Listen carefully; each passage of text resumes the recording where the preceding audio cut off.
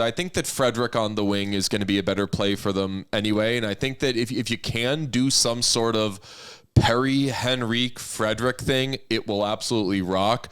And like the identity of our show this season, other than please can the Sabres get even a little better, is let Jeff Skinner play hockey. Yeah. Like when we before the injuries happened, we were like, all we want is Jeff Skinner playing when we go to see the Oilers, and for him to ideally be in a prominent spot in the lineup. And God was like, sure, here's how it's going to happen. Everybody else is going to die. When everybody's healthy, I still want Jeff Skinner to be on the first line with McDavid. I think if Frederic plays down the middle, something has really gone wrong.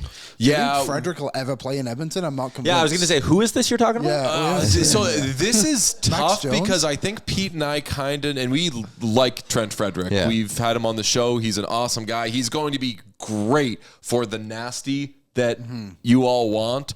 But I feel like Pete and I kind of know the secret that he's like not that good. I wouldn't go there. Like, he's having a very bad year. Had a very bad year in Boston. A year or two ago, really good player. Really good, like, third-line player. If he fits then he can, especially if you're playing him on the wing and his responsibility is not quite as grand as what the Bruins were asking from him towards the end of his tenure there.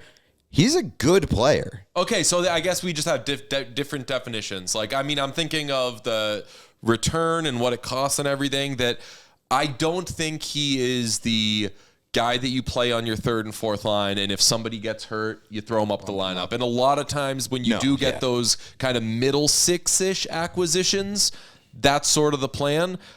I don't think he's a middle six player. I do think that if he is a third or fourth line wing, you are absolutely fine there. Although I will say, Edmonton kind of has those options anyway. That's what I was going to say. Like Henrique is that guy. Chopped liver, yeah.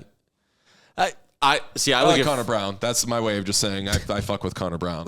Leon Draisaitl was on his way to a Hart Trophy season with two of his most common line mates being Vasily Podkolzin and Kasperi Kapanen this year. I think Trent Frederic is a better player than those two guys. I'm intrigued. Just looking purely at the numbers and like the goals per 60 rates and who he plays with. Like, I think his most common line mate this year is Charlie Coyle, who again, not a bad player by any means, but not Leon Draisaitl.